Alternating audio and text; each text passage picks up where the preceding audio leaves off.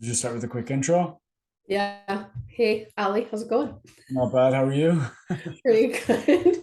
Um, I guess for anyone who doesn't know me, my name is Ali Hamoud. I am the owner and head video coach here at V Selling, a company that helps businesses get completely enabled with video, from sales to marketing and everything in between. And Sandra, if you can introduce yourself too.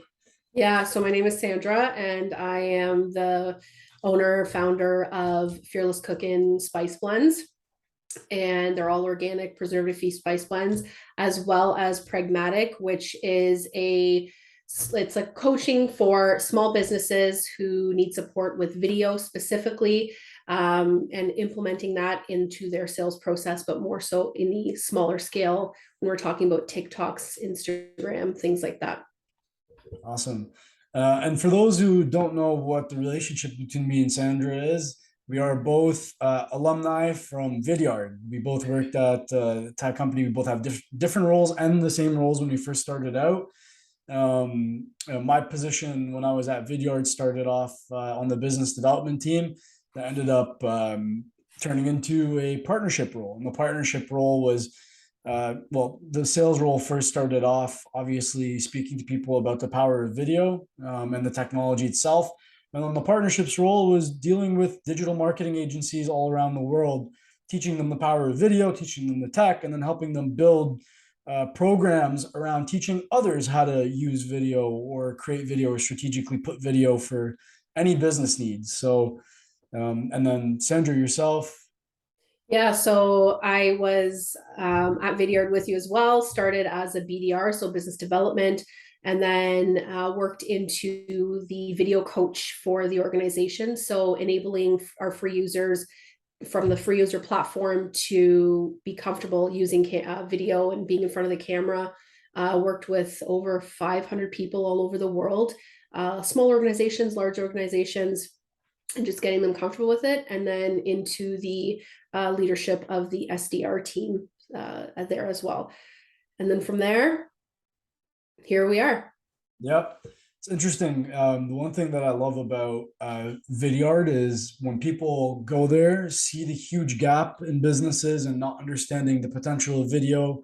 And then, we move on to do our own thing or go to another company. We always end up resorting back to this as an expertise, as subject matter experts. And look at us. And there's a few others as well that went off and did their own thing. And recognize that there is a huge portion of business owners, whether it's small business owners up to enterprise level, that don't necessarily have the strategies, the know-hows, and the technology in place to capitalize. And then you have us coming out and going, you know what, we can help as many people as we can with this and make an impact on businesses' bottom lines. And it's interesting is me and you both kind of found a different niche.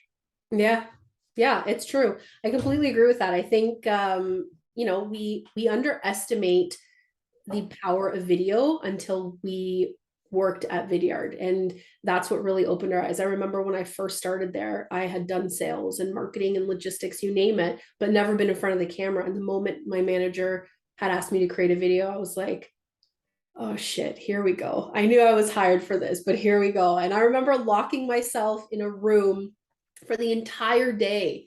And she just wanted like a 4-minute video. It took me a whole friggin' day to do it. And I was like, kept coming out and asking her how it was. And she was like, your personality is not showing in this. You're not using your hands. You're a hand talker. You look so stiff and uncomfortable. Like, free up, be yourself. So the moment I went back in and started to do that, that's when I started to see success. And it doesn't happen overnight.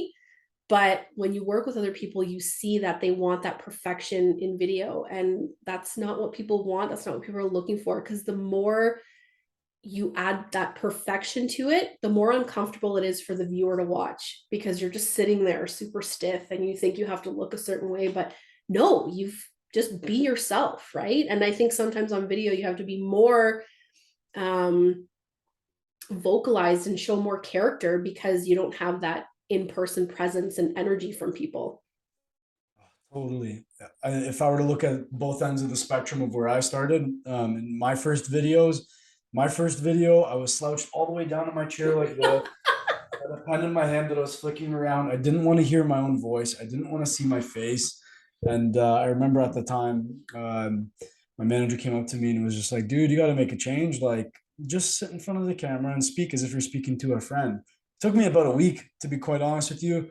I remember vividly deleting my first videos, not knowing that they need to stay there when I send it to somebody in order for them to watch it, because I didn't even want to know that my videos existed out there. Yeah. So comfortable. And then finally I got comfy, and then it became second nature. And then I got all the way to the point where I would make so many mistakes in my videos and still send them, and people would love it. I remember Yeah. the first time I was going after a partner, and for the first 5 to 10 seconds, I was pitching Vidyard, where that wasn't my role. My role was to position a partnership. So I had my old talk track. I started, and then I went, oh, 1 second, that's not right. I'm not saying the right thing. And then I did my partnership pitch. And interestingly enough, the person booked immediately after watching, and he's like, I'm gonna be honest with you, Ali. The reason why I decided that I want to meet with you and so promptly is because I felt like there was a human at the other end, not someone coming to pitch me something, but somebody that I can have a conversation with and be vulnerable with, and and that shine through. Then it dawned on me: don't overthink it. Yeah. Yeah, exactly. That's exactly it. And I think that's the point that people they get to this point where they want this perfection. And it's funny, I used to do webinars when I was at Vidyard, and someone came on the webinar and we laughed so hard at this. We're like, this is the cheesiest line, but perfection is the enemy of progress. And he said that in the webinar, and we were like, this is so friggin' cheesy for this guy to say this. And we laughed, but then I was like, holy shit, it's so real. Like, absolutely true, because every time I spoke to people when I was doing coaching, that's number one thing. How do we look perfect and professional? Yeah, That's not the answer, right? no, 100%. But I also think that there's a fine line between professionalism and being prepared to make videos, and Absolutely. being yourself and being a human. Because like you can think, all right, well, I can just say whatever, but really, like, your videos are gonna suck. Let's be real here, and like people are not gonna want to watch them. You still gotta have a plan in place, and this is like, and here's where the line comes: like, you can prepare as much as you want and know everything about technology and how to make a video and know the best practices, but that's when like the practice comes into play. So like, things you plan, and then you practice, and then it becomes second nature. But it has to be, I think, in that order. You can't just dive in and just start making videos. It's not as easy as it seems. No, absolutely not. And if we think about, even when we watch Instagram, or Instagram's a perfect example, when people just, hey, just hopping on here to say hi to you guys. It's cool. It creates personalization with the people there, but how many times have you been watching a story and the person just keeps going and going, and you're next, next, next, and you're just tapping because they're not getting to the point? Yeah. We need to get to the point, right? So it's knowing your talk track when it's professional, when it's, whether if it's for social media, whether it's for business, always have some type of talk track. And the one thing I always ask people is, how do I create a video? Well, think about the top 3 things that people ask you consistently as a business owner or as an influencer, and then talk about that. That's how you can start. But if you come in and you're just blabbing, you're not gonna build engagement with that. Yeah, 100%. This actually, so I prepared a question for this. One's important. I've come across this multiple times with clients and people that I run discovery calls with, that want to unlock the power of video. They get, especially older businesses, whether they're still small or medium-sized businesses, large enterprise not as much, but I find that their headspace is very much, you know, how do we start using video? And their mind starts thinking short form versus ultra polished videos. And some of them will think beyond, like they'll think we need to look away from polished marketing videos from our website and start taking a look at Instagram Reels or Mhm. take a look at TikTok, but they don't necessarily understand, what the return on investment is, or where to start with it. For these types of businesses that are older, like, what would you suggest they do? Where should they start? I think a great place to start is just take a few minutes each day. We don't want to get consumed with social. We don't want to get too deep into it, but go on to some accounts and just see how they're putting out content. Businesses that are similar to yours.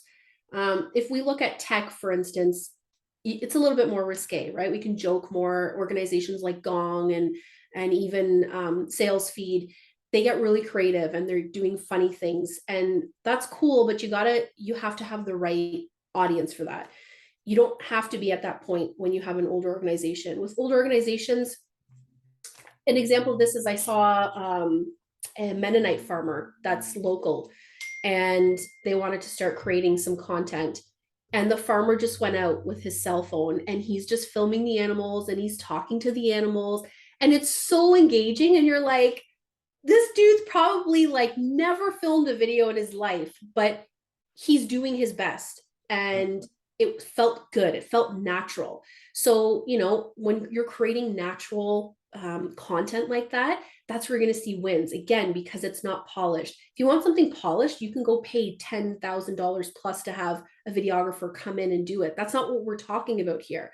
What we're talking about is creating content that people want to see and they want to engage with. So if you have an older organization, sit down even with some of the newer, younger people in the organization and ask them, what would you want to see, right? Because we got these Gen X, we got the Gen Zs, and we got the millennials, and ask them, what do they want to see? Or go on to your social media platforms and ask the viewers what they want to see, right? Put polls up and then take the information and start to create things around that. It doesn't have to be super polished. Just start with something. And again, think about this farmer, this Mennonite farmer who's probably never created video, but I look forward to seeing videos from this farm because, it's just natural. It's organic. No Sure. pun intended. For somebody who has a no online presence and feels like it's a little bit too late for them, what would you say to those people that It, it's never too late. I think, if you really take the information that's coming to you from your clients, right? So when you have clients come in, speak to them, be like, hey, if we were to create something online, what would you want to see? What would you want us to talk about? What do you want to learn more about our business? And ask your clients that. Have your sales team ask them that, right?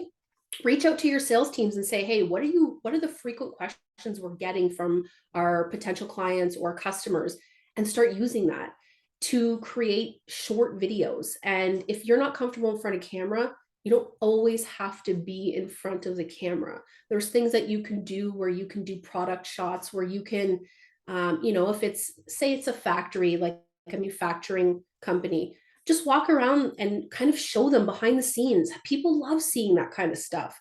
So Mhm. keeping it simple and don't overthink it. Yeah.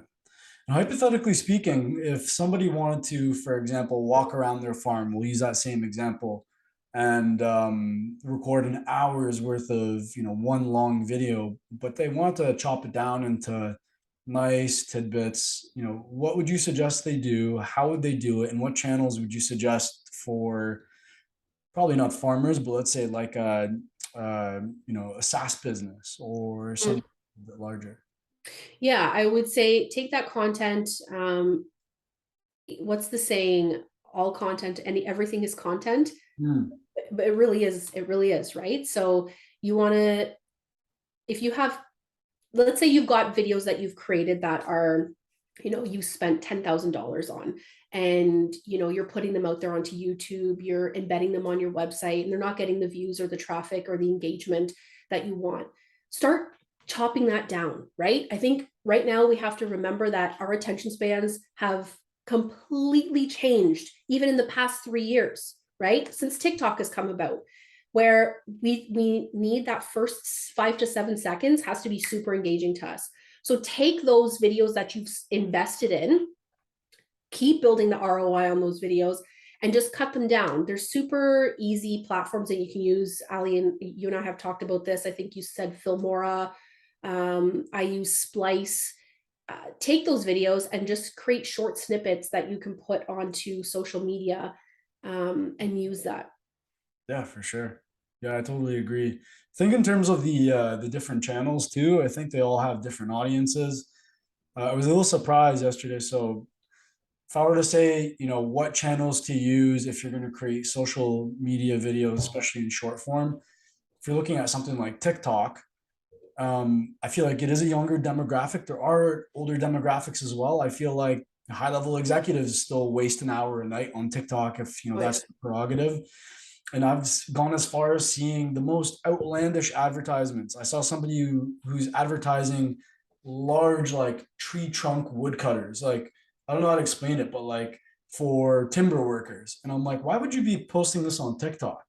Tons of comments, very, very engaging to watch. I don't know what the ROI is on it or if they got new customers off those TikTok ads, but nonetheless, I think people are starting to test new waters with TikTok. So don't think it's only for products or think that it's only for a younger demographic. I think that's definitely changing. The one that I'm very unsure about that I want to learn more about is YouTube Shorts. I know that a lot of creators are monetizing their short content, so they're Mhm. looking for views. So still follows the same paradigm as like YouTube videos, where the more views you have, the more awareness you create. You would hope that it would funnel down into maybe your website and then a product.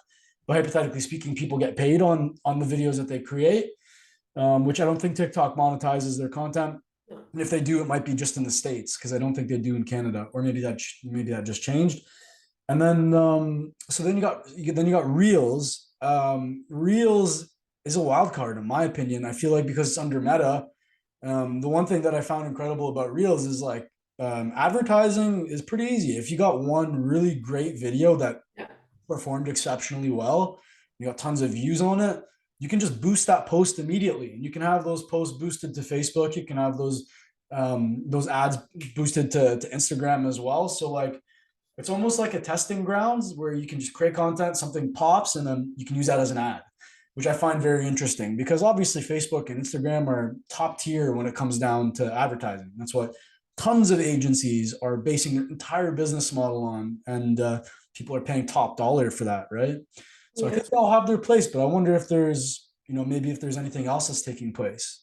I think I just finished watching a webinar that Shopify hosted, and they had an exec there from YouTube, and she was chatting about how the demographic is changing with video now, and in YouTube Shorts, that's becoming the next thing.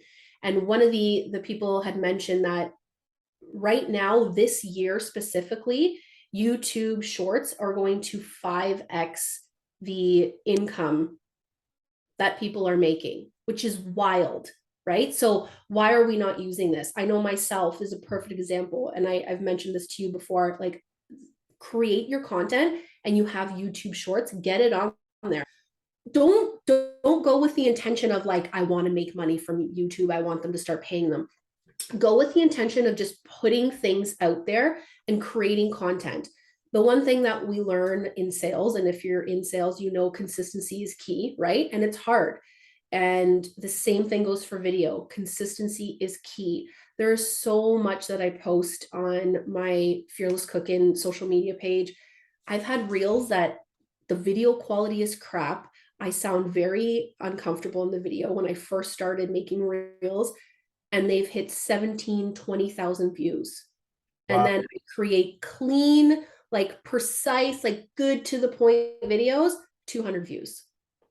So, it's not about, don't try to make everything go viral or everything make money. Just create. Because when you create and things come to your mind, top of head, make note of it. I'm one of those people. It's like when I'm driving, that's when things come to my mind. So I'm like, all right, create a quick voice note. I have a notepad in my phone. I like this idea, and don't second guess it, because when you get home, you're like, are people going to really want this? No, you need to use that and just throw it out there into the universe and see what happens. But don't go with the intention of wanting to go viral. And I think as businesses, whether small businesses or large businesses, that's important, right? Just getting the information out there, because the more consistent you are, the more people recognize you. Yeah, for sure. I totally agree.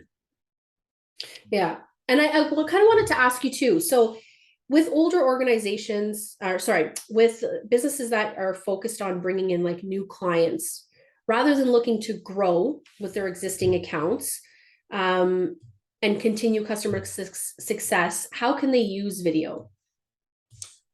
Yeah, it's like a double-edged sword. Like some businesses are focused on lead generation and bringing on new logos, so they're in high growth mode.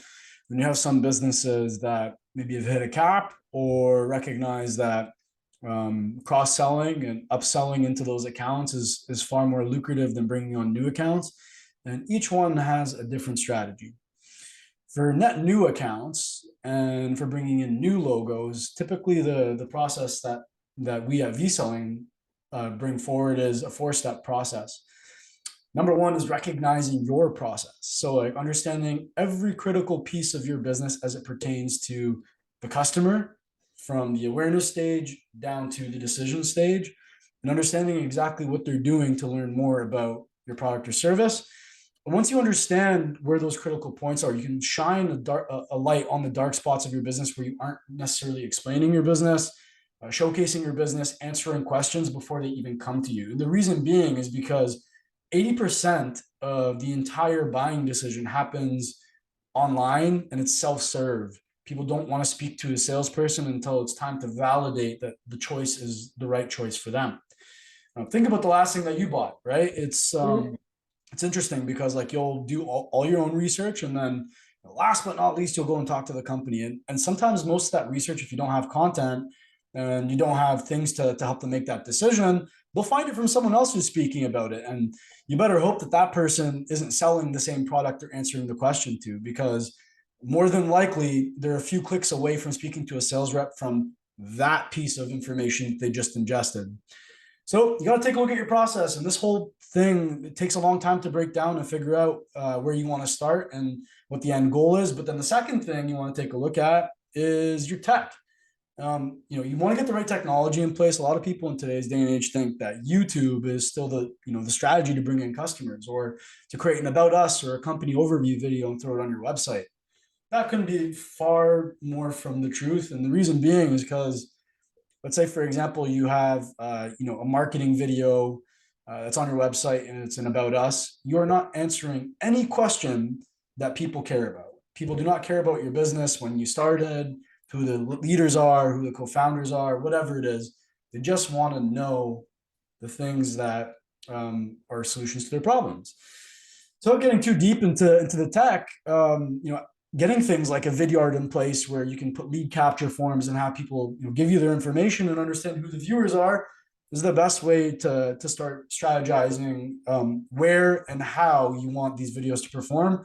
Notice that creating these videos and the assets for a business for new lead generation and new logo generation is third on the list, because without knowing where those spots are and without knowing what you want to get out of these videos, what's the point of creating these videos, right? Yeah. So it's all about creating a strategy and putting a plan in place. And then fourth is people. We tend to forget that people are what put videos to action. So whether it's going to be your marketing team who needs a good playbook in order to set everything up and to utilize the videos appropriately to see the return on investment, or on the other hand of the spectrum, your salespeople who are reaching out to customers all day, every day, they can use these videos in their sales cycle to push things forward. It's all about deal velocity. It's all about capturing attention early on to get people interested. So this is for new lead generation. You got to take a look at all this. Mm-hmm. And if you're going to start taking a look at existing accounts and trying to open up the treasure chest of a customer you've already earned their trust, they already bought something from you, and you want to continue to grow those accounts, it's all about further education. Sometimes, and for the customers that I've onboarded at vSelling, what we find is they've got 1,500 customers and they don't even know half the products they sell.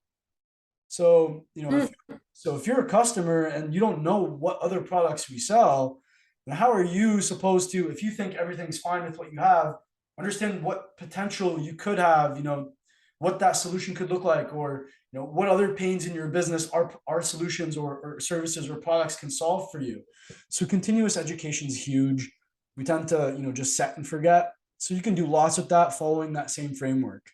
But it is very complex and it is different when it comes down to a video strategy. There's no one size fits all when you're thinking about an overarching video strategy for a business.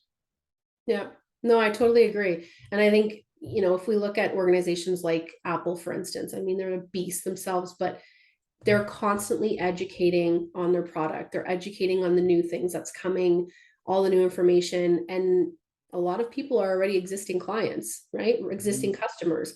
So the education piece is so important, and we underestimate that, especially as our, because we're drinking our own Kool-Aid, right? And these businesses are drinking their own Kool-Aid, so they're thinking to themselves like, why don't people know this? And they assume that people know what they do. And the number one thing I know I remember as a video coach when I was with Vidyard was, pitch to me what it is your organization does without any industry jargon, because that's so, I feel like people feel the need to always throw that jargon in there, but it's not helping them in any way, because if you don't know the product and you don't know what it is, don't assume that because someone's a VP, and you're pitching them your organization, your product, whatever it is, that they know exactly what it is. Industries are changing continuously. Technology is constantly changing. We don't always know what's out there, and the growth that comes with things. So the education piece is so important. 100%. Yeah. If I Yeah. were to give like any word of advice to a salesperson today that maybe already uses video and is looking for a way to better use it, I would say no matter what you're doing, before you get into a meeting, if you're following up with a meeting, following up after a meeting, it's incredible the type of delight you get to prepare people for a meeting. It's like, Yeah. productivity on Zoom calls, we think we have like 30 minutes together, so we can go there and, waste 30 minutes. But if you can get most of what you're going to say on that meeting said and answer questions you already know that are going to be asked on that meeting ahead of time, let that person watch and prepare for it before you get on the call. You're furthering your deal cycle. I think you're increasing your deal velocity and how quick it closes by an outrageous percentage. Like, here's an example that I taught someone from one of our sales master classes the other day. They sell water treatments to distributors. And the interesting part about that is before someone becomes a distributor, they have questions that they want to ask. They're probably going to ask, like, how long does it take to get our product? What products do you sell? How much do they sell for? What's the market look like in our area? And they keep getting asked these same questions. So you as a salesperson that's bringing on, these customers, imagine you created a quick 5-minute video that went over all those questions and said, before we meet, here's all the critical questions every person that comes to, that we sit down together asks. Check these out before, so that way when we get on the call, you can ask questions that I may have not answered. Yeah. Guarantee your Zoom call is going to be a lot shorter, and guaranteed they're going to come onto the call feeling like they already know a hell of a lot more than they would have. And that goes back to what you were saying, right? We're watching so much video before we even get into the buying process. We're learning everything. And this is a perfect segue into my other question for you is, what do you do if your sales team wants to use video, but they're not really implementing it into their sales process or using tools for this content to sell? We've seen this 1,000 times, me and you both, Sandra. Yeah. You can probably attest to this, but VP of sales, gets an amazing video from, a sales rep at a Vidyard or a Loom or, a video recording tool. And the VP of sales goes, wow, this is incredible. You got my attention. We can definitely get the attention of our buyers. Yeah. Great. VP of sales goes, buys the technology. The technology is now implemented. Great. They spent, $10,000, let's just say, for a large enterprise to get them all sales seats. And they learn the basics. And the VP of sales says, go ahead, go sell, go make videos. Well, that's the equivalent to back when the phones first came out and going and setting up, Bell, landlines for all your sales reps and saying, here's a phone book, start calling people. They're not going to know what to say. They're not going to know how to say it. They're not going to know how to dial. And even if you do teach them, they need practice. They need the motivation and need the leadership. So if I were to give 2 pieces of advice for a leader that's trying to get their sales team to adopt video, number 1, lead by example. You should be using video your damn self, for your one-on-one meetings, for updates, for announcements to show them that you're using it. And you should also think about your core KPIs. If you're meeting one-on-one with your sales reps and talking to them about how many calls they made and how many emails they sent, another key metric should be how many videos did you send? Yeah. That should be a huge metric. And Absolutely. I would say a small percentage of people who are adopting a video strategy even talk about it, let alone coach on it. So beyond that, one last thing that I'd probably, make very clear is if your organization is going to be a video centric organization on the sales team, make sure that it's a part of your onboarding and make sure that it's a part of your job description. Yeah. When you sign on in our company as a sales rep, you are expected to make calls, you're expected to make emails or send emails. You're expected to understand the value and utilize video in your sales cycle. And if you don't have that skill set yet, we'll teach you it. These are things that people aren't thinking about. They're still thinking of this as an outside tool, not a Mm. core tool. And that's the biggest problem for people that are investing in video today. Amen to that. Amen to that. Because the other thing that I remember having a lot of conversations about with these organizations who are having these difficulties were start using it internally, right? Well, that was never a part of our process. We've never used video. Okay, so then that's fine, but start using it internally, just like you said. But even the team members, right? So if you need to, a lot of us are working virtual, you need to communicate with a colleague, do it asynchronously instead of getting on a Zoom call or shouting them out on Slack. I mean, we all know we hate those random Slack calls from our colleagues, or like, oh crap, okay. Create a video and send it to them and start that way, because that's how you start to get comfortable on the camera and being yourself and being natural. Because if you're gonna, those are the people you're most comfortable with, or your colleagues. So start doing it that way. And then as a salesperson, you want to stand out, you want to shine, create videos for your leader at the end of the week saying, this is what I did this week, this is what I could have done better, and this is my goal for next week. That way you're also preparing for your one-on-ones. As a leader, when I was leading the SDR team, that was something I always expected and always did for the team, so that we were always prepared for the following week. So send me a video at the end of the week. How did your week go? And then we can talk about it for your one-on-ones next week. That's how you're going to get that momentum going. And then you're going to be using it for sales, because you'll realize this is so damn easy. Why am I not using this for everything and even connecting with my prospects? Yeah, you're benefiting as an SDR or a sales rep sending a video to your leader before one-on-ones, because then you're getting all the unnecessary shit out of the way, where Totally. like you're not going over your pipeline and your numbers. You do that all on video, so that when you actually come to the meeting, you have 30 minutes of undivided attention or an hour of undivided attention to ask about certain things, go through products, go through services, talk about ideas that you might have as a rep. That's valuable time. Don't waste it just showcasing things. And Absolutely. then on the manager side, the manager on the weekend gets to go and look over this stuff when they're not dealing, putting out fires, and you're helping get deals across the line. So you save them a bunch of time. Totally. And I always tell people, I'm like, imagine how you're going to stand out if you start being that one salesperson on your team who's using an internal video like that. Managers love it because they're not getting emails, hey, just a quick question. No, like, be direct, show them that you're using the tools that they're paying for. And if they don't have a paid version and you want them to pay for it, don't complain about it, show them the value that they can get out of it. So start using it. See, if you want a video platform tool to do your selling, start with the free tool and get out there and make videos for your leader. And then they can be like, wow, I'm going to invest in this for them, right? Yeah. Because if we can't show the value of it, why are they going to invest in it? We have in tech, there's way too much tech stack, right? Everyone wants everything. They want the Zoom infos, they want the LinkedIn.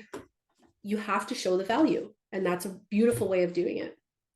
Here's the beauty of how these companies like Vidyard have set up their business to enable people to get started without having to invest fully into it right away. Like, for this to be a free tool that you can utilize immediately, you can see a return on investment like next to instantaneously. Especially, let's say, for example, if you have a prospect that's been ghosting you, send them a quick video and be like, "Oh, cool video. Yeah, we're not ignoring you." Like, that's a win. You do that with a free tool. And then they got this pro tool. Pro tool is so low cost. A whole business can do it and still look professional. Get their branding on there, get the analytics they need, so on and so forth. And then once they adopt that and they realize the value of it and they start using it, they start looking at some of the more enterprise level tools and get more of the utilization out of it. We're like, these tech companies are setting you up for success to use Oh it yeah. and build the skill set.